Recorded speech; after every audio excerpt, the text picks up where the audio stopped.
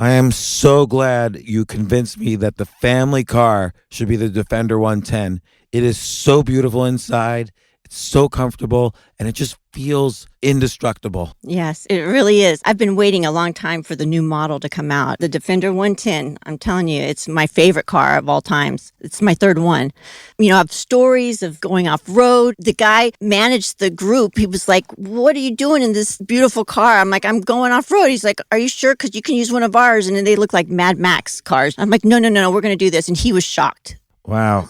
Well, it's great because the Defender has been reimagined for 21st century adventure, and its unparalleled off-road ability as well as its robust interior are invaluable whether you're headed towards uncharted territory or just a weekend of exploration. The Defender 110 tackles challenging surroundings with absolute confidence. The SUV conveys strength outside and in, featuring peerless technology like an intuitive driver display and an award-winning infotainment system. That's my favorite part, to keep you connected no matter where the journey takes you. Adventure is unique to everyone, and so is the Defender. Choose from the two-door Defender 90, the four-door Defender 110, or the larger Defender 130 with the ability to seat up to 8 passengers. You'll find uncompromising performance in all three. So pack up and go even further with the Defender 110. Learn more at LandRoverUSA.com/Defender. Capella University is rethinking higher education. With its game-changing FlexPath learning format, you can earn your degree on your schedule and fit your education seamlessly into your life. Imagine your future differently at capella.edu.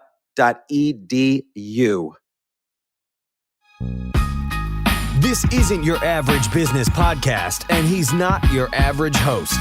This is the James Altucher Show. Today on the James Altucher Show. Man, that was intense. I'm recording this intro after the interview, and the interview was with JT McCormick. He's the CEO of Scribe Media. They'll publish your book, but his dad was a pimp. Literally, he would drive around with his dad, picking up money from prostitutes, and he tells some wild and extreme stories. I'm not even making light of them. They are intense. He grew up in a lot of bad circumstances, which we get into, and it was not so good.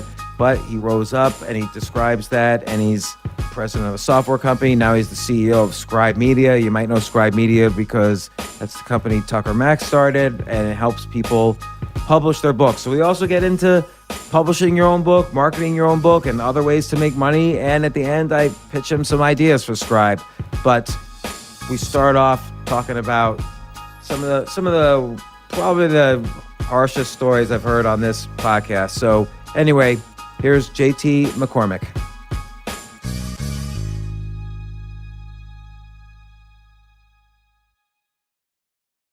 Morning, your feet hit the ground. You got to be excellent. Excellent. So you're in your house right now? Are things like locked down still? You know, in Texas, it things kind of, I guess, if you want to say, heated up or spiked, whatever the case may be. We actually opened the office back. We went shelter in place early March, and then we opened everything back up June 1st, and then we shut it back down at the end of June. And so we shut it down indefinitely. Yeah. What does that mean? Like employees obviously are working remote, but you don't think they'll ever? Everyone's remote, and it's worked out well for us. You know, so there's a little over 50 of us in the tribe, and 10 of those. Yeah, and 10 of those folks are remote anyway. So remote for us was easy to convert to. It wasn't a big deal. So, all is well. Good. Yeah, I think the whole world is going to go. I mean, obviously this is discussed for millions of hours in the media, but remote is here to stay. It's never going away at this point. Yeah, it definitely, in some way, shape, or form. I know for us, we've always had a dynamic, a combination of both, if you will. So most of our tribe members come in 2 to 3 days a week, and then they work from home, 2 or 3 days, whichever they. So we've always had this type of setup. So it was very easy for us to convert over to it. Well, I'm curious how you're managing it, but uh, it's interesting because a friend of mine was telling me the other day it takes 21 days, and I don't know if this is true, but he says it takes 21 days to build a habit, but Yeah. 90 days to build a lifestyle. And now we've all been remote for more than 90 days. Lifestyle has changed in the United States of America, in the world. It's interesting, James. I'm gonna throw a little fire out here. I've always had a problem with that, and I don't know if it's factual. I don't know if it's a medical fact, but I've always had a problem when someone said it takes 21 days to develop a habit because I always think to myself, if you tell yourself it's going to take 21 days, then it's going to take 21 days. But Yeah. if I told you it was going to take 21 minutes, would you believe that? And so I got a problem right off the bat when someone tells me how long something's going to take. I agree with you because I'll do push-ups for 21 days in a row. Oh, I did it. I built the habit. Then and that means I don't have to do it anymore. So then I'll stop doing it. Exactly. So yeah, I figure myself, what if I told you it was going to take 21 seconds, 21 minutes? So I feel it's equivalent to this, James. When someone says, I'm not a morning person. Well, you're right, because you just told yourself you're not. So Yeah. if you tell me it's going to take 21 days, I have this mental thing in my head now that I got to get to 21 days. I don't know why that is. No, I agree with you. And look, this leads right into your story. I mean, you grew up you can argue you grew up one way and transformed yourself into another way. I would disagree with that, story arc in some sense, but I think that's the classic way people would describe your story. I would think. I don't know for sure. But so essentially, you wrote the book. I've read it twice now, but I gotta always look up the title so I don't make this wrong. I Got There: How a Mixed Race Kid Overcame Racism, Poverty, and Abuse to Arrive at the American Dream. I read this when it came out, like in 2017, and I think we were gonna have you on the podcast. I forgot what happened. Like, why didn't I have you on my podcast then? Man, because you canceled on me. I did. I'm sorry. But I had a lot going on. My life's better now. There you go. There you go, man. Well, I'm so glad we've connected. I mean, we've intersected so many times, I feel, over the years. So I'm so glad you're on. Just a little introduction. You grew up in, definitely a horrible situation. Dad was a drug dealing pimp, as you've described. Mom was an orphan. She had her own struggles. You spent time in juvie. There's a great scene in the book where you're embarrassed about the fact that not only did you not have an MBA, you didn't go to college, or you didn't have a college degree, and Tucker Max, our mutual friend, kind of shamed you a little by saying, "JT, you should own it. You should basically be proud of it. You're a truly self-made man," and that kind of was a realization for you. And but it's interesting. I had Ken Langone, the founder of Home Depot, on. And he made the point that no one is self-made because everybody has people helping them. And, so you agree with that. But tell us a little about the story. Tell me a pimp story. And I just want to say right now, you've been CEO of companies, president of companies. You're CEO of Scribe Media, again, started by our mutual friend, Tucker Max. It's a great, innovative company. I've sent tons of clients your way. I've had tons of your clients on my podcast. And what you do is you basically help people tell their stories. You help people write their books. You help people market their books. It's kind of a hybrid publishing company. I think it's just such a great service for humans. I wish I had the idea. I always tell Tucker, I wish this was my idea. It's such a good idea. And then I appreciate Tucker quit that. as CEO and made you CEO, which, by the way, knowing Tucker for a long time, that's almost an impossible achievement that no one else is ever in history going to be able to say, I took Tucker's place as CEO. Yeah. It was an interesting dynamic coming on, but to your point of tell you a pimp story, I'll give you a little bit about it. You nailed the background. My dad was a pimp and a drug dealer, and it's sad because somewhere along the way, James, our society twisted the term pimp. We turned it into a positive, pimp my ride, pimp my apartment. But my dad put women on a street corner They sold their bodies, and my dad took every dollar. And then along the way, he also fathered 23 children. So Oh my gosh. I'm one of 23. My dad was a black man. My mother is white. She, like you said, she was an orphan, grew up in a 1950s institutional orphanage. Unfortunately for her, when she got out of the orphanage, one of the first people she met was my well-dressed, fast-talking, quite a bit older father. And you nailed it, man. I was in juvenile 3 different times. I was sexually molested by one of my dad's prostitutes from the ages of 6, 7, 8 years old. I don't have a college degree. Hell, I only have a GED in fact. But I refused to be a victim. And I learned a lot from my dad. He was not a completely good person. And I've hesitated to share this story. I've only said it out loud twice now, so this will be the third time I'm going to say it. But you said, tell you a pimp story. As a kid, 8, 9 years old, I remember going around one weekend with my dad collecting money from prostitutes. And this was really my first insight to, I guess, being a business owner and thinking, how do you make the business better? So we would drive around, and my dad, he'd crack the window. It was cold outside, and he'd crack the window, and prostitutes would stick their money in the window. And some would ask, hey, I've made X amount of dollars. Can I come in? And he's like, no, get back on the corner. And then we go to the next prostitute. She'd stick some money in, and he goes, hey, this is light. Get your ass back out on the corner and work. You need to work it. And I remember as an 8, 9-year-old kid thinking to myself, if I was nicer to the prostitutes and I let them keep 40% of the money, could I make more money in volume by having more prostitutes? And I remember putting this whole plan together in my head thinking, okay, but other pimps are going to be mad at me because I'm going to take their prostitutes. And I created this whole dynamic of what it would be like to scale this business, not knowing that one day I'd end up in business where my talent is scaling companies. So it happened for me way back then that I started thinking about, how do you scale a business?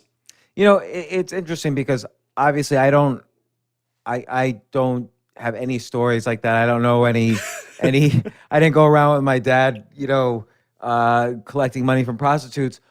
All I have in terms of stories is I read the book Pimp by Iceberg Slim. Yeah. Which is a very interesting guide to being a pimp. Yeah. And that was more, I think, the 20s or 30s. I forget exactly when he was doing it. But there was sort of a methodology to his meanness. He didn't want anybody to get out of hand. He felt like he always needed to, everything was purposeful. So if he was nice, there was a purpose. Like he could withdraw that niceness. And if he was mean, there was a purpose. Yeah. And I wonder if there was a reason your dad didn't do the strategy you were thinking of.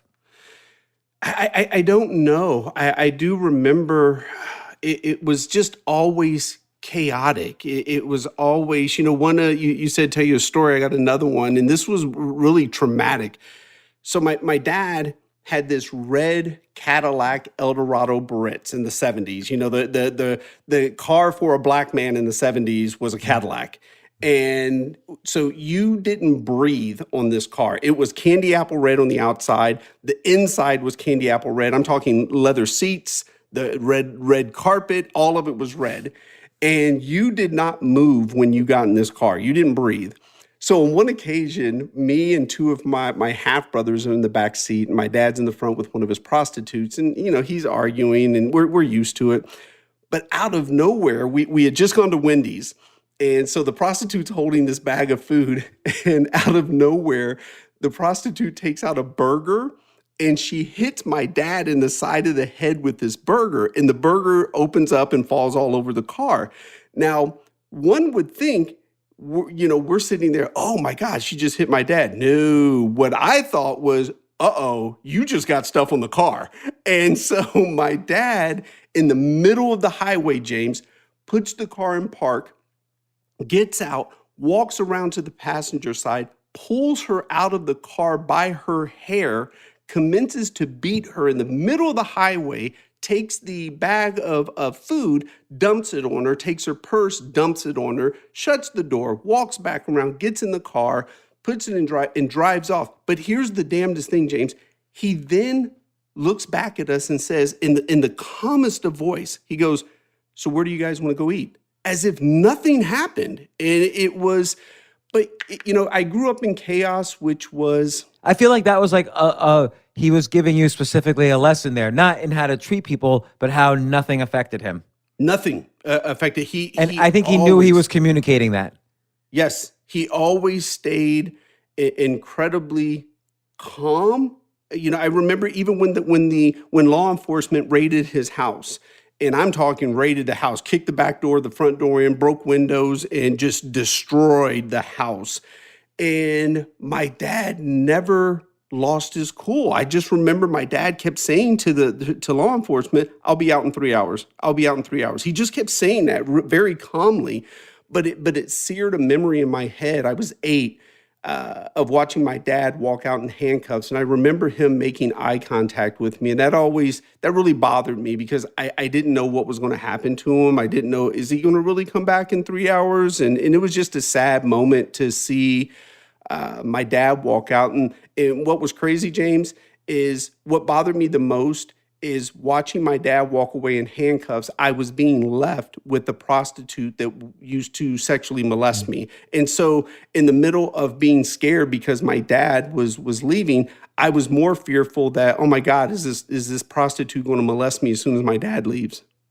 And what happened? She didn't, and so that was a good thing. I think just because there was so much disarray and the house was messed up and just the whole series of events, she never did. But man, James, from the ages of 6, 7, and 8, that woman was a monster, man. She used to, and I guess I'm free to say this on your show. She used to force me at ages 6, 7, and 8 years old. She used to force me to perform oral sex on her. And if I didn't do it right, she would slap me in the face and punch me in the head and say, "Do it right." And, I'm 6 years old. What the hell does do it right mean? And so I remember right about when I got 8, 8 really clicked a lot of things for me. I felt like I matured a lot at 8 years old. But I remember saying to myself, okay, I am never, ever going to be in a position where I don't know what to do. And I developed what I call perfectionism. Everything I did from that point on, I wanted to be perfect at it. And unfortunately, it served me very well in my career, but it was also a detriment because we all know there's no such thing as perfect. And I even developed this phrase when people would say to me, "Well, JT, there's no such thing as perfect." And I would tell people, I may never touch perfection, but damn it, I'm going to get close enough that I can smell it. And it just was a very bad, it didn't serve, it served me well, but it caught up with me because there's just no such thing as, like I said, as perfection. Well, let me ask you, did you, did this, this situation with the prostitute, did this affect your future relationships when you grew up, or when you were older and you were starting to have serious relationships with women? Oh man, James, I greatly, no one has ever asked me that, and I greatly appreciate you bringing that up. James, full transparency, man, I could not hold a relationship to save my life. By combination of what that prostitute did to me, combination of watching my dad, combination of never seeing a man respect or my mother or what it looked like to respect or take care of a woman, if you will. I mean, I was a monster in relationships, James. I couldn't hold one. I was in and out of them. I just was a beast. I could not hold a relationship. What would you feel like? Would you feel like just awkward if it started to get close, or what would happen in your brain? Here's the best way I can say it. And again, I'm going to speak very open on this.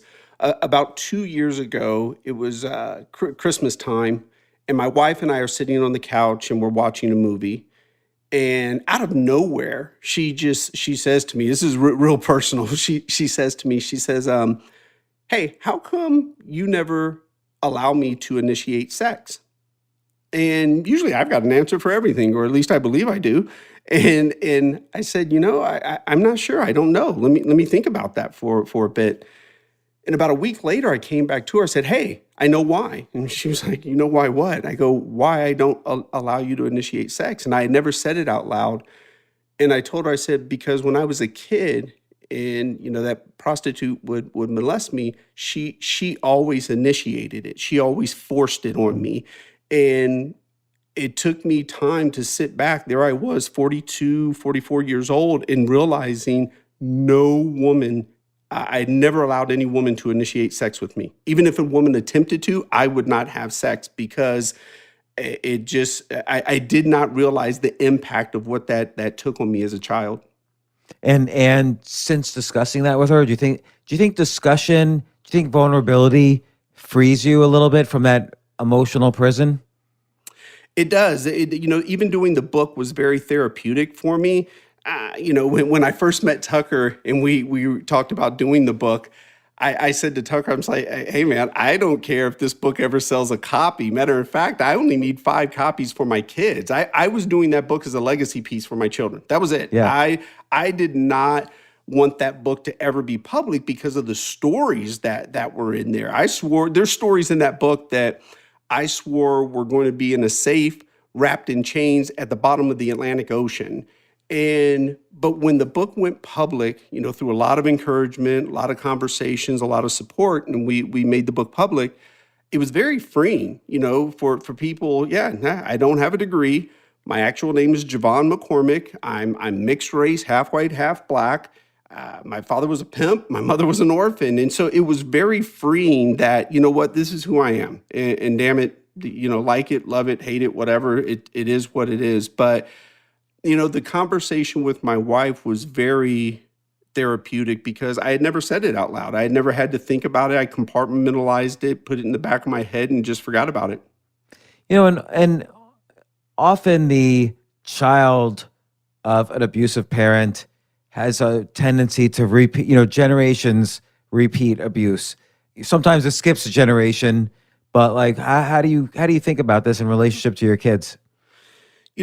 For me, I've always said my dad, he taught me a few things what to do, but more than anything, he taught me what not to do. He taught me how to not be a father. My dad didn't have much follow through.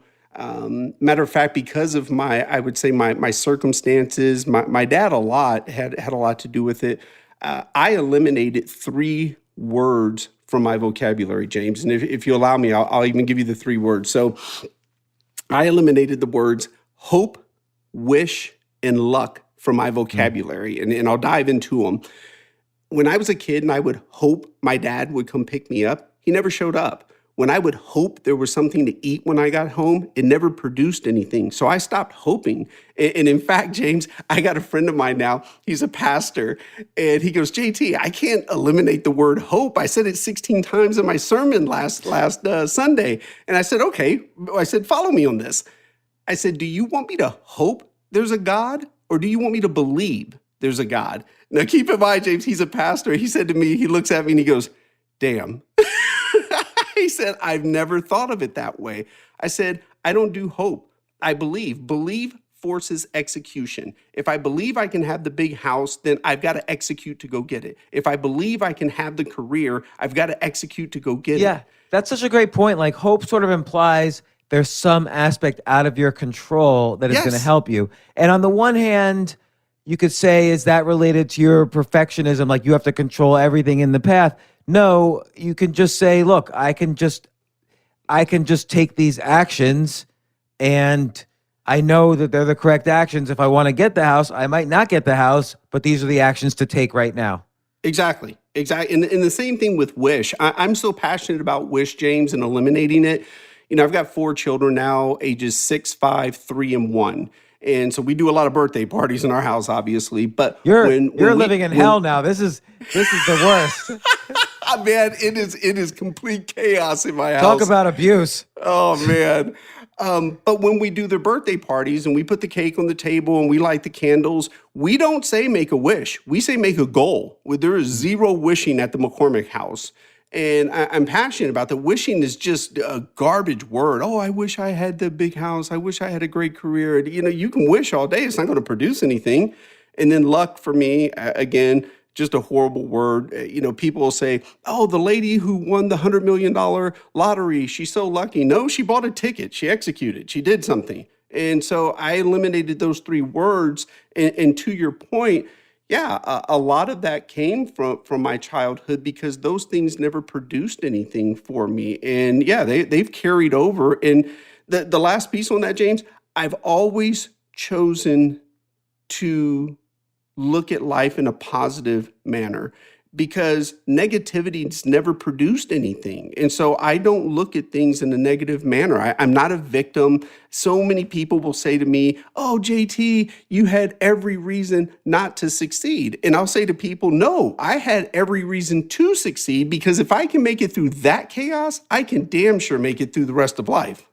You know, I think there's a lot of things to look at there. I mean, the word negativity is really interesting because one time I was starting a business and I was in a relationship with someone and I was nervous about the business because things weren't going so well for a while. And I was like, this could happen. And then she said, but what about this? And I said, well, then this could happen. And then this could happen. And she said, well, what about this? And I'm like, well, this could happen. And this could happen. And she said something like, you know, if you're so negative, then it will happen. And I'm like, no, I'm just reducing risk. I'm just making sure I have taken into account all the things that could, I'm not planning on these things to happen. I'm planning on these things not to happen, but if they do happen, I have to be able to reduce risk in all my business decisions or else I'll have a bad business. So I think negativity, a lot of people take too broad a definition. Yeah. You have to look at things that can go wrong in order to reduce risk. And entrepreneurs and CEOs always are reducing risk. And those are negative things that can happen. I have to say, if there's a hurricane, I better not make my house out of paper or whatever. I have to reduce the risk of my house being destroyed in a hurricane and so on. But that's not the same as being negative. I'm not going to attract a hurricane to me. Right. No, and I agree with you. And I love the choice of words because I 100%, I've got to assess the risk. And I've got, you know, for me, matter of fact, the great majority of my personal net worth was made in the stock market. So I totally understand risk in you know, being risk adverse versus what risk are you willing to take. But I still see risk as factors that can take place. They may be negative, but I choose to just still focus. You nailed it on the word risk versus negativity. My God, I mean, we just live in a negative society where everyone tries to find the negative in everything, and I'm busy trying to find the positive in it. Yeah, and you know, this skips completely around, and I want to ask you about a couple of things you've already brought up. Plus, what you know, obviously, I want to talk about what you're doing now and how you got there. But in this situation that we're in now, we just had the pandemic, it's still going on. We had this economic lockdown, which has really been, you know, you can finally say this time things are different because this time really things are different. Like the economy has never been forced at gunpoint to shut down in our society. And so it's really unpredictable what will happen. But I mean, there's so much polarization and arguing and just fighting, and somehow or other by coincidence, 50 million people on one side agree on the same 80 things and 50 million people on the other side agree on the other 80 things. It's an amazing coincidence how that happened. And everyone gets sucked into the arguing. And how do you rise above that? Because you have to rise above that to even move forward. Otherwise, everyone's just arguing on Twitter. Exactly. You know, for me, James, I'm only on one social media platform. It's LinkedIn. I find it to be the most professional one, if you will. So I eliminate the noise, and because everyone's got an opinion. You know, I'll dive even more into current society. You know, right now, obviously, race is really big in our country, and I tell people all the time, I said, you want to have a race discussion? Let me tell you what it's like to be half white and black people don't like you and half black and white people don't like you. And, you know, to be raised in the 70s. And I shock people when I say this. I said, do you realize I wasn't even legal. I wasn't even legally allowed to be born in this country until 1967, because that's when they said interracial relationships could actually happen. That's true. I didn't know that. Yeah. And so when I look at the overall the viewpoint of America and how we do things, a lot of people jump on what's hot, what's the bandwagon, what's going on right now. And I just choose not to focus on what everyone else is focusing on. I'm responsible for 50 people, our company, my wife, and 4 kids, and I got to make the best decisions for all of those people that I am responsible for and support. Outside of that, I'm not big on other people's opinions. I think that's good. I think that's healthy, and I think, understanding who you really are responsible for, and they take up enough time and they take up enough energy. It's not like everybody's out there trying to save the world or say like, oh, we can't put police 3,000 miles away, or we can't take this drug or that drug. Like, so many people are acting like they're the rulers of the world on Twitter. And Yes. they must all have PhDs in chemistry and epidemiology and economics, and they're all experts, and they're anonymous also. Yes, everybody's got an opinion. Everyone's an expert. I'm still trying to figure out what makes you an expert. You know what I mean? So I focus on the things that I feel like, back to your word, that for the most part, I can try to control, because at the end of the day, none of us really ever have control. But I focus on the things that I can influence, have a bit of control over. And outside of that, I don't really get involved with other people's opinions or thoughts or things of that nature. And mainly because when some people hear my thoughts on certain aspects, they're shocked on the things that I have to say, especially like the protest that went down. When we had our company all hands, people were shocked when they asked my opinion on them. But what was your opinion? Can I ask you? Yeah, we had an all hands, and they said, JT, obviously me being mixed race, they said, JT, what are your thoughts on the protest? And I said, I'm frustrated. And they said, why? I go, because this is not new. I go, I'm frustrated that, when I look back, James, and I remember being 5 years old with my mom, and we got kicked out of public housing because my mom had a mixed race son, and the manager put all of our belongings on the front lawn or the front of the building. And when we walked up, he runs out and he gets in my mom's face and he says, hey, no nigger lovers can live here. And it was the damnedest thing, because black people lived in the building and white people lived in the building, but they didn't want mixed race in the building. And, on another occasion, when I was 9 years old, we were standing in line for our free government handout welfare, and you had to stand in line 3-4 hours to receive your food stamps. There was an older white lady that had looked down at me, and then she looked up at my mom, and she spit in my mom's face, and she called her a nigger lover. Oh my gosh. And I remember, James, even at that age, I still smile, because I think to myself, wait a minute, you're in the same broke ass line as we are. What makes you any better? But it was a great lesson for me. It's truly one of the memories I covet the most, because it taught me at 9 years old, everyone's not going to like me. I'm never going to be able to make everyone happy, so I'm not going to spend my life trying to make everyone happy.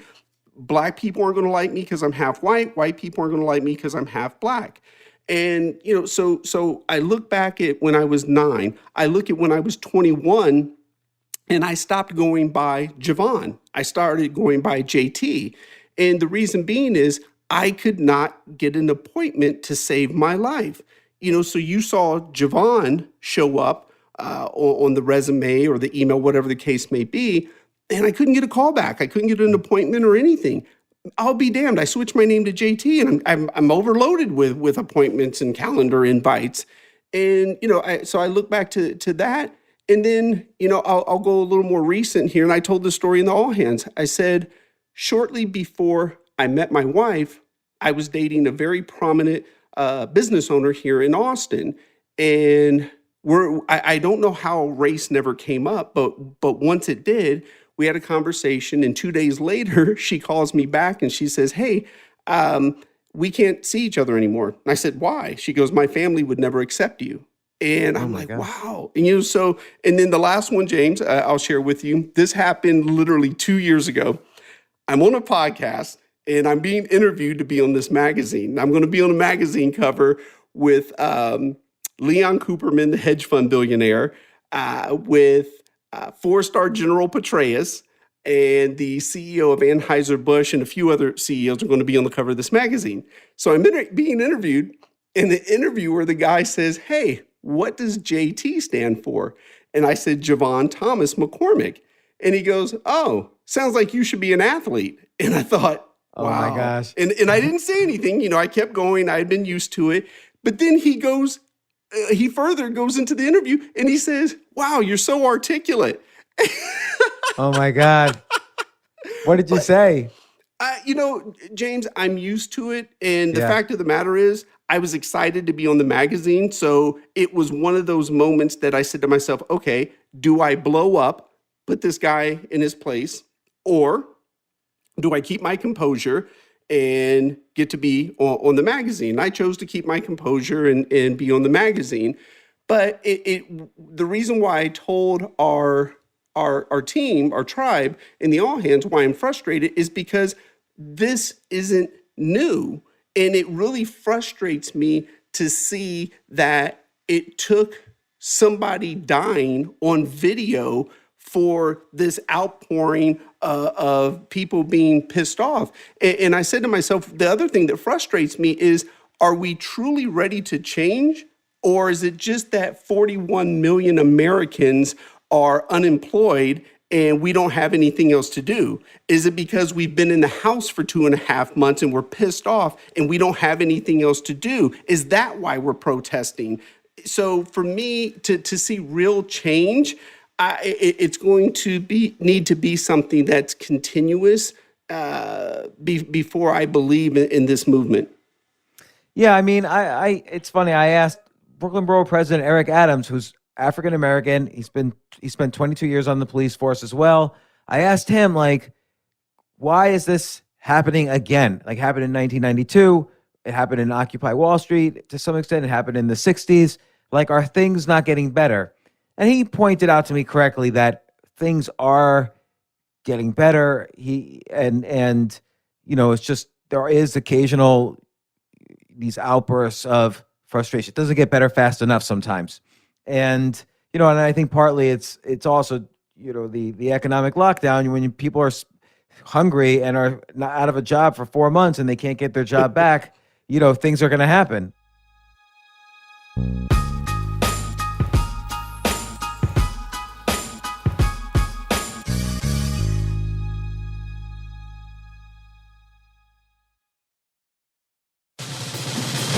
These days, we're all investors, trying to be smart with our money despite our worst impulses. But at iShares, we believe that deep down inside of every investor is a better investor. One that's just waiting to be let out. Explore iShares ETFs and insights and let your best investor out. Visit iShares.com for more information. You know what I love about fantasy sports is that even though I'm not going to be a great basketball player or a baseball player or a football player or whatever, I feel like I get to participate and make decisions and use my knowledge of these different leagues or these different sports to compete.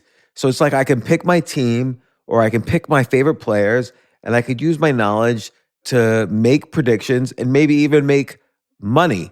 So with the basketball season here, you can now pick combo projections across football and basketball from the Specials League on Prize Picks. This is a league created specifically for combo projections that include two or more players from different sports or leagues. Want to play alongside some of Prize Picks' favorite players like rapper Meek Mill and comedian Andrew Schultz, who's also been a guest on this podcast, and I've been a guest on his? You can now find community plays under the promos tab of the app to view entries for some of the biggest names in the Prize Picks community each week. Look, Prize Picks even offers a reboot policy so that your entries stay in play even if one of your players gets injured. For football and basketball games, if you have a player who exits the game in the first half and does not return in the second, that player is rebooted. PrizePicks is the only daily fantasy sports platform with an injury insurance policy. What? So I love playing it. I love anywhere where I can use analytical ability with my interests to demonstrate some skill and maybe make some money. And I like the game-like aspect. I do wish they had chess as a category on prizepicks.com, but I'll settle for what they've got. Maybe I should make my own fantasy chess league. But in any case, I love PrizePicks. Go to prizepicks.com/James. Use code James for a first deposit match up to $100. That's the easiest $100 you're ever going to make. So that's prizepicks.com/James and use code James. Daily fantasy sports made easy.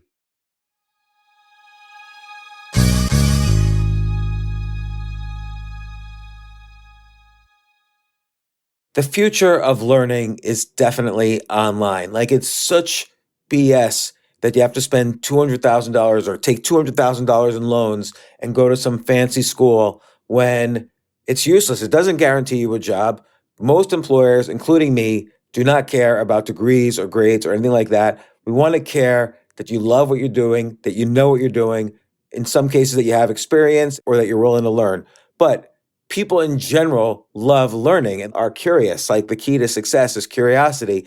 And I think masterclass.com is the perfect model for online learning. I'm really happy they're sponsoring this episode. If you're going to give a gift, give the gift of learning. Masterclass makes a meaningful gift this season for you and anyone on your list, because both of you can learn from the best to become your best, from leadership to effective communication to cooking. Let me tell you some of the classes I've taken. I've taken comedy from Steve Martin. I mean, can you believe I can take a class from Steve Martin on comedy, or Judd Apatow, my favorite comedy director? I could take an actual class from him on writing. Wolfgang Puck on cooking. Dan Brown on writing, or Judy Bloom, who's been on this podcast, on writing. By the way, Wolfgang Puck also has been on this podcast. It's such a pleasure. I try to take classes all the time from masterclass.com. And whether you're watching Masterclass on TV or listening in audio mode in the app or on their site, the quality speaks for itself. It's like these Masterclass instructors are your own personal mentors that are going to help you reach the next level. How much would it cost to take one-on-one classes on comedy from Steve Martin or on chess from Gary Kasparov? You just wouldn't be able to do it. But it would cost hundreds of thousands of dollars. With a Masterclass annual membership, it's $10 a month. Memberships start at $120 a year for unlimited access to one-on-one classes with all 180 plus Masterclass instructors. So it's not just $120 for one instructor. You get all 180 plus Masterclass instructors. Boost your confidence and find practical takeaways you can apply to your life and at work. And if you own a business or are a team leader, use Masterclass to empower and create future-ready employees and leaders. That's the real education in today's world. So this holiday season, you can give one annual membership and get one free at masterclass.com/JAS. JAS, of course, stands for the James Altucher Show. So right now you can get two memberships for the price of one at masterclass.com/JAS. Masterclass.com/JAS. Offer terms apply.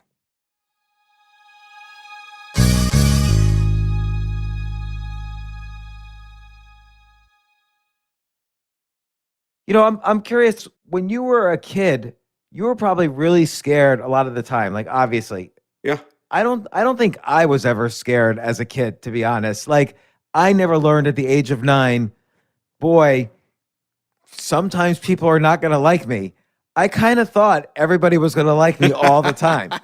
And it sounds naive to say I wish I had had that lesson, because, and the naivete comes from, obviously, you know, it was scary in a lot of circumstances. You were a kid, but and I'm glad I didn't learn that lesson, I guess. But now I'm facing the reality of never having learned that lesson, and always constantly trying to get everybody to like me. Yeah. I again, it's interesting. Even being on social media or a book review or something like that, or survey results after you give a keynote, and you see the negative review or the negative feedback from the survey, and I smile because I've always known everyone is not going to be happy. Everyone's not going to like you, no matter what you do. Everyone is not going to like you. You're going to have an opinion that someone doesn't agree with. Your race, people aren't going to agree with. There are people to this day that do not believe that there should be mixed race in this country. I can't do anything to help those individuals. So I focus on being the best version of myself, being the best husband, father, CEO that I can possibly be. And outside of that, people have to deal with their own emotions. So when you were hanging out, you mentioned one story where your dad was in the front seat arguing with the prostitute. You were there with two of your half brothers. That is an interesting little side note. Like, did you and your half brothers like hang out? Like, do you have a LinkedIn group of just all 23 of your half siblings? No, matter of fact, James, when I left Dayton, Ohio, I was 15 years old, and I knew I had 18 half brothers and sisters. When my dad passed away a couple of years ago and I went back to his funeral, I found out I had 5 more half brothers and sisters. So I'm standing at this funeral next to brothers and sisters I didn't even know I had. Like, I could have seen these people on the street and never known we were related. But yeah, my dad would pick us up quite often, and we would, see our brothers and sisters. And, the story, one of the stories I would share with you, James, that really changed the trajectory of my life, that let me know I was able to take on a whole different level of responsibility, is 3 of my half brothers and sisters and myself got left in a house for 3 weeks in February in Dayton, Ohio. I was with my dad. I was supposed to be with my dad. My mother was in Texas. She didn't know where I was. My dad had taken me. My mother had no clue where I was in this country. And then my dad decided he was going to take off to England, and he left. And he left us with this prostitute, and she was a horrific heroin addict. And one Sunday afternoon, this prostitute says, "Hey, I'll be back. I'm going to go to the store and get a pack of cigarettes." And she left me with my 3 half brothers and sisters, who were 4, 3, and 2. And Sunday turned into Tuesday. Tuesday turned into Wednesday. And this woman hadn't come back. And we're there 3 days. And I remember, my God, what are we going to do? No one knows we're here. We don't have a phone. How are we going to eat? So I had to tell the 4-year-old to babysit my 3-year-old and 2-year-old half brother and sister while I went down to the store and stole food for us. And it was a hell of a risk, going back into the risk factors, because if I would have got caught, they would have been left at that house by themselves. So I went down, stole food, came back. James, the minute I got back, it hit me. I'm like, the 2-year-old doesn't have any diapers. So I knew I couldn't steal diapers. So I knew I had to potty train my 2-year-old little brother. And so I put him on the toilet, James, and he's crying, I'm crying. And I look at him and I said, "Hey, man, until something comes out, this is how it's going down." And so that's how I learned how to potty train. Fast forward a little bit, those 3 days turned into 3 weeks. This woman left us for 3 weeks, James. And I always express this to people when I tell the story. There is no greater stress in my life that I've ever experienced than every hour I lived in fear of wondering, would they disconnect the electricity and disconnect the water? Because I knew what it was like to live without electricity and water, but it was February in Ohio. It was cold. And all I did was worry every hour. Would they disconnect the electricity? Would they disconnect the water? What are we going to do? Where are we going to go? No one knows we're here. And I just lived in fear for 3 weeks of just, oh man, James, even right now it brings tears to my eyes. The fear was so intense because I even slept with the lights on, because if I woke up in the middle of the night, I wanted to be assured, I wanted to know, okay, cool, the lights are still on. And it just was harsh, but that was the most stressful thing I've ever faced in my life. And outside of that, man, I've always felt like, okay, I can accomplish anything. So like if you look now at your all your half siblings, I'm curious what made you different that you were able to kind of say, I'm gonna climb, I'm gonna grab this rung on the ladder and I'm gonna push myself up and I'm gonna climb one step today and one step tomorrow and one step the next day. What's out of your 23 half siblings, what's the worst outcome? I would say, let's just assume for a second man. you were the best outcome in terms of, let's call it well-being and success and so on. What's the worst outcome? There's two worst outcomes for me. This is a harsh one. The worst was the prostitute that sexually molested me, smothered and suffocated my baby sister Erica when she was 3-4 months old, and it was cause of death ended up what was called SIDS, sudden infant, but that wasn't the case. Like, it's widely known amongst my siblings, my dad, the family, that she suffocated the baby, and it's not. Everyone knows this. It's not an assumption. It's not a speculation. Everyone knows this. So that was the worst. The other one is one of my brothers got deep into the drug game. And when I say deep into the drug game, they found him on the side of the road in broad daylight. His hands were cut off and he was shot in the back of the head and set on fire in the middle of the day in Detroit. And the only way they were able to identify him were by his dental records. And so that's the worst. And I've had, brothers in and out of prison and things of that nature. But yeah, I ask myself sometimes, James, how, why me? How did I get here? I've done my best to answer that question and say to myself that a big part of it is I remember looking in the mirror and just feeling like no one believed in me, no one loved me.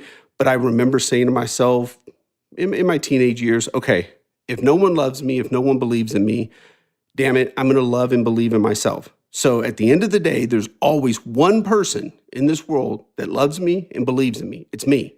And so if we're going to make this happen in life, it's going to be by way of us. And I would always say us, like there was two of us when I looked in the mirror, but I would always say it's going to be by way of us. And what do you think triggered that just little bit of, I don't know whether you call it positivity or go get them or something, like there's something lifting. And what lifted you think? I do know this for a fact. I've thought back on that often, and it's something that I'm passionate about now. So I'll give you both parts.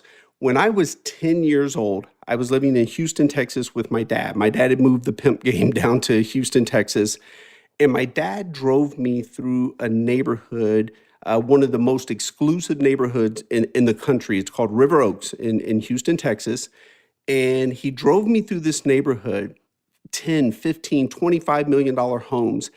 I had never seen anything like this, James. I mean, you had one family who lived in these homes that were bigger than the public housing projects that I lived in. And I remember driving through that neighborhood saying to myself, I want one of those. That's what I want. And I just remember saying that to myself, and that became an execution goal for me. It's like, okay, I want one of those houses. What was so powerful about that was my dad never said anything. I don't even know that he knew that that's what came of it, but he showed me possibility. And I'm so passionate about that for the youth now that grow up in these same communities that I grew up in. How the hell are you supposed to know what you can aspire to be when you don't even know what exists? James, it wasn't until I was 34 years old that I even knew what a barista was. I didn't have a chicken breast until I was 15. I didn't know they would deliver pizza to your house till I was 16 years old. So I look at these communities, these low economic communities that I come from, And it pains me because I know there are incredibly intelligent people in these communities, incredibly bright people who want a way out of these communities, but you don't even know what's possible if no one shows you. And sometimes we spend so much time telling people that we just don't show people what's possible. So my last piece on this, if I could make one change to the educational system, your freshman year of high school, I would implement a class called Show and Tell. And not show and tell like my 6-year-old where she takes her favorite toy and they tell you about it. No, show me a wealth advisor. Tell me how I can become one. You know, you can become a certified financial planner and you don't have to have a degree. But how am I supposed to know that? Show me a pharmaceutical rep. Tell me how I can become one. And it's sad because it's just show and tell from your freshman year. Show me attention to detail. Where do you learn that lesson? No one teaches you attention to detail. So it pains me because that moment really held a huge impact for me because it showed me possibility. You know, it's such a great point about education too, like how, you know, when you're a kid, you think, oh, there's lawyer, doctor, astronaut, fireman, businessman, president, and those are like your 6 job choices. Right. And there's nothing else. Like nobody knows. Like I didn't know, for instance, what an engineer was or how many. Right. And now kids, you know, if you're a kid now, I try to get my kids, hey, take a T-shirt, paint on it, sell it on Shopify or Depop or Etsy or whatever. Like there's all sorts of possibilities now. Like there's an infinite possibilities, but kids literally don't know. Like Yeah. they have no clue. And I think that's the fault of the education system to some Totally. extent. I mean, kids have to get up and go too, and Yes. have curiosity. So, look, you know, so then you rose up out of your situation. You know, I read it in your book. You worked in the very respectable and honorable industry of subprime mortgages for a while, Yes, sir. helping your fellow man buy a house. And everybody deserves a home. Oh man, that was the worst freaking law ever passed. People don't really know. That's a topic of a whole other podcast. People really don't know the history That's a of whole subprime. different conversation. Because you could blame, there's so many places to blame and it's everyone's fault. So, and everybody wants to point a finger, but you could just point it to everyone. Yes. But I am really intrigued. Like you rose up, you understood business, you went through business, you went through ups and downs fairly quickly. And then, you know, did you ever feel overwhelmed when later on you became CEO or president of a software company? Whew, James, man, I remember. So I got hired on at the software company. I was the lowest paid person. And I sat on a fold-out metal chair in a storage closet to make my sales calls. And there were 13 of us. And James, man, I should have been fired 71 different times from that company because I was not a culture fit. I just was the epitome of arrogance, cocky, toxic to the culture because all I knew was how to take care of myself. So sales for me was a great industry because it's all about producing, drive results, and you just have to focus on you. Well, that's not very good for a company as a whole. And so what was happening as we continued to have success and I brought in more business, I was toxic. I was just kind of like, hey, I brought in this business. I don't care what you do. Do your software, whatever it is you do. I mean, James, I was so arrogant. I made the comment one time to the software engineers. I said, I don't care if you can launch the space shuttle from your phone. If I don't bring you a space shuttle, you don't have anything to do. And I should have been fired. And so it went from me being the sales guy, the top sales guy, to getting promoted to EVP of sales and marketing. So then I went from toxic person to creating a toxic team. So the whole sales and marketing team, we were all toxic because it was all about us being number one. We didn't care about everybody else. We just knew we were going to be number one. And then I got promoted to president. And damn, James, I remember walking into work early my first day as president, and looking around and saying to myself, oh, wow, I'm responsible for all of this now. And it hit me. You are only as good as the great people you are surrounded by. And that became the way I did business. My whole leadership philosophy is rule number one, surround the company with people far smarter than yourself. Rule number two, surround yourself with people far smarter than yourself. And rule number three, repeat rules 1 and 2. And so that became my leadership philosophy. And I realized, wow, you have to put people first. People is the number one aspect in success in business. At least for me, it is. My three are people, process, and profits. Keep them in that order. So people always say people first, but what does that mean? Like, what did you do? What was the first people first thing you did? So I'll take it here to where we are at Scribe right now. And you even look at our culture doc. So for me, when I say people first, if you are in leadership, these are my opinions. If you are in leadership, your role is nothing more than to serve and support the people you work with. No one works for me. People work with me. And in fact, if you go to our About Us page, James, you know this, go to any company's About Us page, and the first thing you see are all of the C-suite executives, founders, chairmen, blah, blah, blah. Well, if you go to our About Us page, I'm at the bottom. And the reason why that is because I believe my role is to serve and support. I'm the foundational piece. And if you're looking for me, I want you to actually see all the people who are doing the work long before you make it down to me. Yes, do I make some decisions? Of course I do. But in my opinion, great leadership, when you make those decisions, it's by way of the great people you're surrounded by, and you're asking questions and you're getting input. So when you say, what do you do to put people first? It truly is, how do you serve the organization? Move the roadblocks, move the obstacles. Even others in our organization, no one has direct reports. If you are in leadership, you're nothing more than a direct support. You support the people that are on that team. So there's no direct reports, there's no bosses, there's no managers. You are a direct support for the people you serve. So I think my listeners know what Scribe Media is, but maybe describe it. By the way, I just realized Scribe is in the word describe, but go ahead. Well, so one, to your point of leadership, one of the proud accomplishments that we have is Entrepreneur Magazine named us the #1 company culture in America. And that was a big win for us. We've been named the best place to work in Austin, #1, #2 in the state of Texas. But we help authors write, market, and publish their books. And we've worked with over 1,700 authors now. A couple of the big names we've worked with last year, we published for the ex-Navy SEAL David Goggins. He had the most sought-after book in America, second only to Michelle Obama. He was on my podcast when he published the book. I think I forget if Tucker hooked us up or if his publicist I don't know how I found him, but he came on my podcast. Yeah, and Tiffany Haddish also from a couple years ago. Yep, we did Tiffany Haddish's book, and last week we just published Nassim Taleb's book.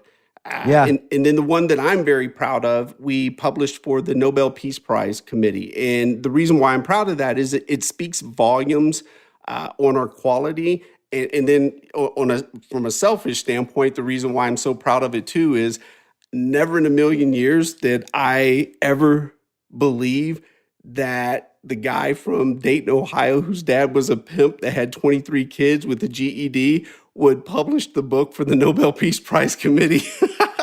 Yeah, I mean, it's weird how dots get connected on the planet. God bless America. So basically authors come to you and it's anything from, hey, I have an idea, to, hey, I'm a professional writer. I've published all these books, but now I just I don't really need the infrastructure of a mainstream publishing company like Simon & Schuster or whatever, and everybody in between. So like I can come to you, let's say I'm a big famous person. I come to you and I say, look, I just want to tell you my stories. And that's one service you do. You take your team takes those stories, puts it into a book, publishes it onto Amazon. You do audiobook, you take care of the audiobook, paperback, ebooks, marketing, whatever. And then it's the whole range of services. Everything. James, you know this from traditional publishing. Traditional wants nothing to do with authors anymore unless you've got 2 million Instagram followers. And what's interesting is David Goggins actually has 2 million Instagram followers. And traditional offered him up, gave him an advance and everything, and offered it to him, and he said no. And he went with us, and he's made more money than he ever thought he could make with that book. But yeah, we help you from start to finish. There's authors that have the book in their head, but there's no way they could actually write the book. I was one of those people. Man, I can't tell you an adverb from an adjective, and I damn sure can't spell. But I knew I had a book, and I knew I wanted that book for my family, for my children. So we help people from book idea all the way through publishing, getting it up on Amazon, Barnes and Noble, iBooks, Google Play, so on and so forth. And then we have individuals who write the manuscript themselves, and they said, okay, here's my baby. Can you do the proofreading, some editing, help me with the cover design, the interior layout, so on and so forth? And we get it published. Again, same piece that we do with the folks who just have the book idea themselves. So yeah, everything in between, we help authors write, publish, and market their books. It's so interesting because just in terms of how the publishing industry has evolved, you're right. Like, and I don't want to. I have spent many times dissing the mainstream publishing industry, and you're right that your ability to market your book is that's the biggest factor in whether they choose to make your book or not, regardless of the topic or who, what's it about or whatever. With some exceptions, like if you're related to Donald Trump and you want to say something bad about him, they'll probably publish your book. And there's a bunch of circumstances like that. But then again, look at David Goggins, Tiffany Haddish, the Nobel Peace Prize. They certainly could have gone through the traditional process, and they didn't. There's more flexibility on marketing, on pricing, on when it's due. And I'd like to think some of the idea, Tucker's been doing this for a long time, but I remember back in 2012 and 2013, Tucker and I were discussing, I wanted to self-publish a book, but I didn't want to, I'd already published with all the mainstream publishers. I didn't want to skip any, I didn't want to, what was it? I didn't want to take a shortcut that would ruin the book. Yeah. So I wanted to make sure I had a professionally done cover, professionally done layout, professionally done inner layout, professionally done proofreading, which is different from professionally done editing. And, it really kind of, I wanted to professionally self-publish. And, I'd like to think that Tucker having experiences like working with me on this, led him more and more to the ideas that became Scribe. I'm not taking credit. I think I owe him more than he owes me.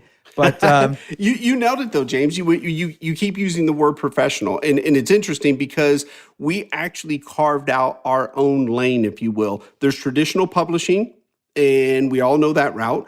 And then there's self-publishing. And when you say self-publishing to most people, they still think you're running down to FedEx Kinko's and stapling some papers together. So Right. we created our lane of professional publishing. And it's a hybrid of both of them. But you can line up our books with any HarperCollins, Penguin, Random, it doesn't matter. And you would not know the difference in quality. I mean, our creative director who actually does our covers, she's done 17 New York Times bestselling covers. So wait, who is it? Do I know her? Erin Tyler. Oh yeah, Yes. Erin You know Tyler Erin. she did the cover of all my self-published There books. you go. See?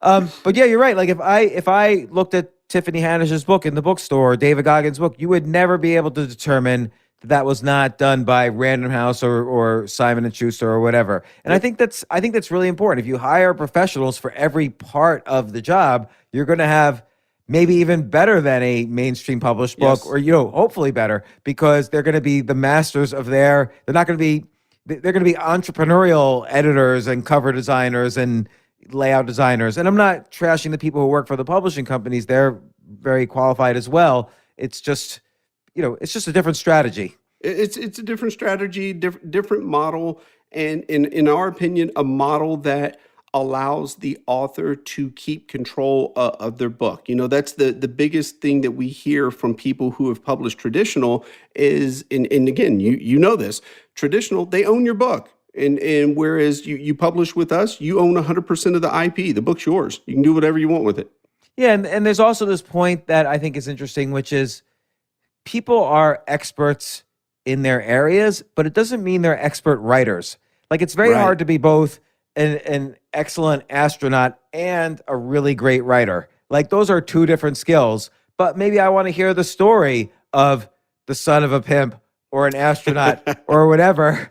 I want to hear those stories and read those stories. And, I want them still told in, someone who's by a master professional, someone who's written best-selling books before, like a Tucker telling these stories, or whoever you have on your team telling these stories, because they've written many books, so they have a different expertise than, David Goggins has his expertise. He might not go from running an ultra marathon to writing, the greatest literary novel. So let's give him that skill set so we can hear his story and benefit from it. And I think that's a real valuable thing that you guys do. Totally. You nailed it. I mean, there's not too many emergency room trauma surgeons who are also excellent writers or even excellent at taking care of their own finances. They usually have someone that does that. If you can run a 4.340 and you're in the NFL, you usually have financial advisors, attorneys, things of that nature.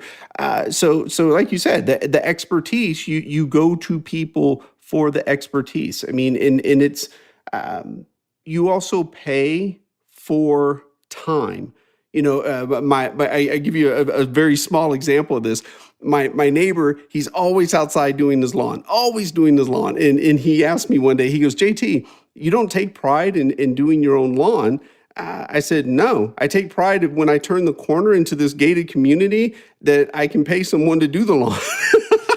I said, I come from nothing. I take pride in the fact that I can pay someone to do it. Yeah, that's the whole point. Yes. How do you market a book? A lot of people ask me, if I don't, they don't get it. They don't understand how it works. They say, if I don't go with a traditional publisher, how do I market? How do you guys help people market a book? Well, you know this. If you're not a big name individual, traditional is not really going to help you market your book. You're kind of left out there to do it yourself. Just because you landed a traditional deal doesn't mean they're going to market it. So for us, we find out, what are your goals? Who's your target audience? What are you trying to accomplish? Are you trying to bring in more business? Is this book done for lead gen? Is it done it for credibility? Why did you write this book? Is it a legacy piece? So we sit down with you and let's define success. Let's figure out which podcasts we need to have you on, which contributed articles and publications we need to have you into. Let's manage your social media for you. So we do that whole marketing plan for you. But the whole key is, what are we trying to accomplish? Because you can go out and garner, drive up a bunch of attention, but if it doesn't accomplish your goals, what's the point? Yeah, it's interesting. I remember, again, working with Tucker back in the day, we would talk about this, and he would outline, like, are you going for money, number of books sold, or New York Times bestseller list? Because maybe you could have 2 out of 3, but you're not going to have 3 out of 3. Right. And so it is really important to sit down and think about these goals and who's your audience. Like you said, with your book, you wanted to make sure your family knew your story. Like, even that's an important, goal. And it is interesting because when Tucker did Scribe, or he started and then he brought you on, and I know that was hard for him to kind of cede control to somebody, and he's done a good job, right, of stepping back. Like, he doesn't tell you what to do or anything. You tell him what to do. Yeah, I don't even know if you tell him what to do, but my favorite part, James, still to this day, people will, who know the legendary Tucker Max. If I'm at a conference or something, like, oh my God, you work with Tucker, what's it like to work with Tucker? And what they want to hear is, I come into the office and Tucker's passed out on the conference table with alcohol and beer cans and butt naked women everywhere. That's what they want to hear. But then when I tell them the reality, I'm like, Tucker lives in a gated community. He's married. He has 3 kids, a daughter, 2 dogs, and he has a wine cellar. And he's usually in bed by about 9:30. And it just shatters their whole thought on Tucker. I remember one time in 2012, I got into or 2011, I got into some email fight with someone who hated one of my books. And I got this email the next morning from this guy, Tucker Max. And I knew who he was. And I'm like, is this the real Tucker Max? The whole email was about Buddhism and how maybe, I should just relax a little bit when someone's having like a Twitter fight with me. And it was definitely not what I was expecting in my first email from him. But, I'm going to pitch you some ideas for the company. Here's my ideas that I think you guys should also do. All right, go for it. So like if someone has a best-selling book and let's say they're in a space that lends itself towards this idea I'm about to tell you, you should also provide services that, hey, will also help you set up a newsletter so you can keep in contact with your audience. So, it could be a subscription newsletter, it could be a free newsletter, but we'll help you. So this way at the back page of your book, hey, if you want to hear more from me, sign up for my weekly, monthly, whatever newsletter, and it will link to the site that you set them up with so that they can start a newsletter so they have an ongoing communication with their audience that doesn't just end with the book. Boom. That's idea number one. I like it. I'm taking notes. I'm literally sitting here taking notes. Yeah. And then I had another one while I was thinking of that one, but now I forgot it. So I'll have to think of the next one again. But I'll give you one, James, that was a huge game changer for us. I don't know if you had the opportunity to listen to David Goggins' audiobook, but it was the first audiobook that was ever done where the narrator reads the chapter, but at the end of each chapter, there's a Q&A, an actual Q&A between David and the narrator, and that changed the game. Everybody wants their audiobook done like that now. That's great. In the very first audiobook I did, which again, I did it on Tucker's advice because I had never listened to an audiobook in my life. And Tucker's like, no, you got to do an audiobook. And he says, and you got to use a real studio. And he said, put your wife on the phone. He put my wife on the phone. It's like, tell James he can't just do it in his basement. He's got to go to a studio. And so I did it, but I didn't want to read the book. So I just kind of riffed on the concepts and told new stories and stuff. So it was a different product. So it wasn't quite like what David Goggins did. That sounds really interesting what he did. I might try that. But I like this idea of making the audiobook a different product than the book. So that's interesting. I can't. What's awesome about it too is you can actually split out the rights on both of them. So if you for whatever reason you want to sell the foreign rights of your book to China, but you want to keep the the audiobook rights, great, you can do that. Yeah, no, that's real smart. So and Tim Ferriss went around buying up a lot of audiobook rights for a while. Yes. I don't know if he's still doing it, but he did a good job of that. Yeah. Speaking of Tim Ferriss, James, when are we going to get you to move to Austin? Because now let's see, we've got Tucker here, we've got Ryan Holiday, we got Tim Ferriss, we got Hal Elrod, Aubrey Marcus, Joe Rogan, Joe Rogan's moving here. So when's James coming? Well, I was thinking about it because my wife Robin, she lived in Austin for about 10 years. And we were thinking about it because New York City is just like Escape from New York now. It's not the same New York City anymore. And Tucker knows I love New York City. I've lived there forever, and I have I even own a comedy club there. I have a real life there, but we couldn't take it anymore. It was getting depressing, and so I'm in Key Biscayne, Florida right now. And, oh wow! Yeah, so I'm a few states. I feel like I'm right next door because it's either New York and the rest of the world. So when I'm here, I feel like, oh, you're in Colorado? Yeah, I'm just right down the street from you. Right. But so I feel like Austin's close, but I haven't. We ended up doing this because it's a little easier for our kids to get back and forth. Yeah. But yeah, and then I was thinking of I want to remember this other Scribe idea, but there was another question I had for you too, which is you're busy with Scribe. You're busy with your family and everything. How many friends do you think someone should have? Oh man, James, I greatly appreciate that question. Me personally, and this has obviously a lot to do with my background. I keep a small circle. I know a lot of people, but I only classify. I've got under 10 friends, and for me, a friend is someone that, if my house is facing foreclosure, they'll make the house payment. That's a friend to me. My best friend for life is he was the first person I met when I moved to San Antonio, Texas. I was 15 years old. He's been the best man in my wedding. I was the best man at his wedding. When I lost all my money and went broke, he did pay my rent. When he was broke, I helped take care of him. He is my best friend. We always say through thick and thin. So I know a lot of people, but I have under 10 actual friends. Yeah, that's like me as well. And I always wonder the question. So I always occasionally I ask people that. And I just remembered my other idea for Scribe. Here we go. Okay. You know those sites like BookBub and Yeah. you know they send out emails of promotions and they sell quite. If you're on a BookBub promotion, you'll hit there's a good chance you'll hit a bestseller list the next week. You should buy one of those or two of those or three of those sites and maybe not BookBub, but maybe buy 3 or 4 smaller ones that you could get for cheap or email lists of book lovers, and that becomes a service you offer. And you because of who you are, you'll be able to, let's say you buy for 4 or 5 times earnings, you'll be able to quickly increase your earnings because you'll run all your authors through it.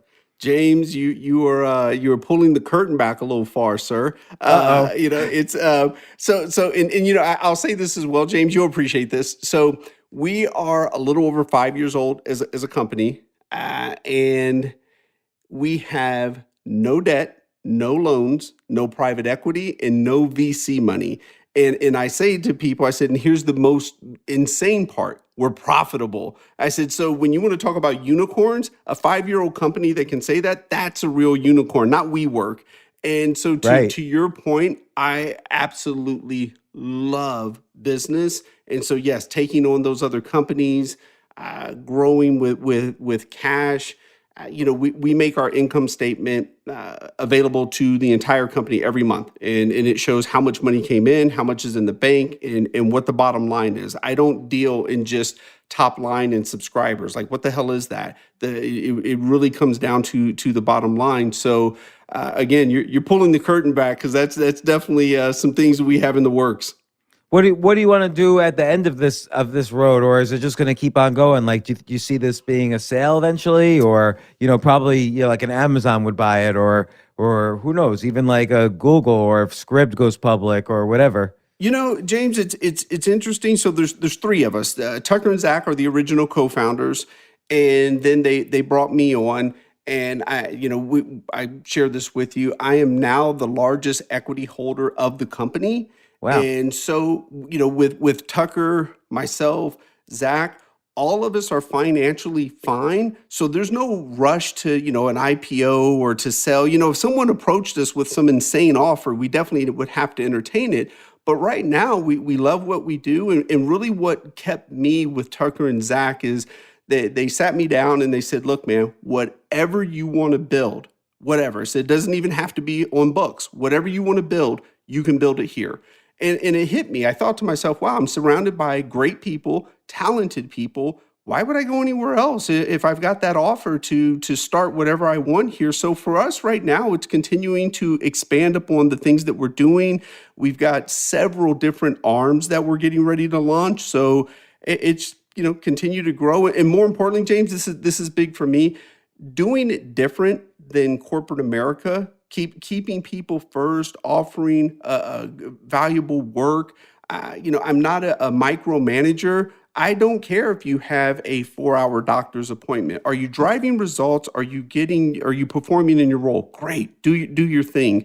If you go to your child's performance during the day for 5 hours, great, do your thing. Are you driving results? Are you performing in your role? So I want to continue to do it different. Grow a great company. One of my big, I guess if you want to say dead mentors that I look up to was George Westinghouse and how he conducted himself in business. He's arguably the founder of the modern of the weekend. He's the only. I didn't know that. Yeah, he's the only baron of his time where the people who worked with him never went on strike. Rockefeller's people went on strike. Carnegie's went on strike. He gave his team Sundays off, and then he started giving them half day on Saturday, and that turned into a whole weekend. And when he died, they built a monument around him, and he offered things that, everyone's impressed by Google and all the things that they offer now. George Westinghouse did this back in the late 1800s. He had a doctor on site. He had a nurse on site, a dentist. He would do a lease buy program for people to be able to purchase their homes. So, I look at that, and I want to take us back to a time period, James, and I mean this with all sincerity. There was a time period in our country where people retired from the place that they started. And now most of these kids have 7 different jobs by the time they're 30 years old. Yeah. And even if someone doesn't want to retire with us, I want them to be able to wake up each morning and know that they have that option. And so I would like to bring that back to the way business is done. Well, JT McCormick, thanks. I know we had planned 3 years ago to have you on the podcast. I really apologize. I was just thinking, did I have him on the podcast? Sometimes I don't remember. Like one time I asked Jay, who's quietly listening here, the audio engineer, oh, we should have so-and-so on. It looks like he had a book come out 6 months ago. And Jay said, yeah, you had him on 6 months ago. So sometimes my memory is not so good. And so I was trying to think, is this like one of those situations that I already have JT on? And I didn't. I'm so glad you came on. I apologize for 3 years ago canceling. And look, I'm a big fan of your story. I read the book when it came out. I reread it preparing for this podcast. You know I'm a fan. And of course, I'm a fan of Tucker and Scribe Media, the company. You have such a compelling story. Everyone should go out and read the book. It's by JT McCormick. I Got There. First off, I like the title. I don't even like subtitles so much, but I Got There. And subtitles, How a Mixed Race Kid Overcame Racism, Poverty, and Abuse to Arrive at the American Dream. Such a great book, JT McCormick. And once again, I learned so much from you reading that and talking to you here. And also, we have so many friends in common. I hear lots of stories, really insane stories about you. I won't repeat them here. And thanks once again for coming on the podcast. Hey, James, man, honestly, this was truly humbling. I am flattered. Great to be a part of this. And I say this with all sincerity. Many people say it and they half-ass mean it. But man, if I can ever assist you with anything, just say the word. Well, same here. I really mean it. Like we're all in the same crew. So it's always a good thing. Excellent. Yeah, thanks once again. Take care, sir.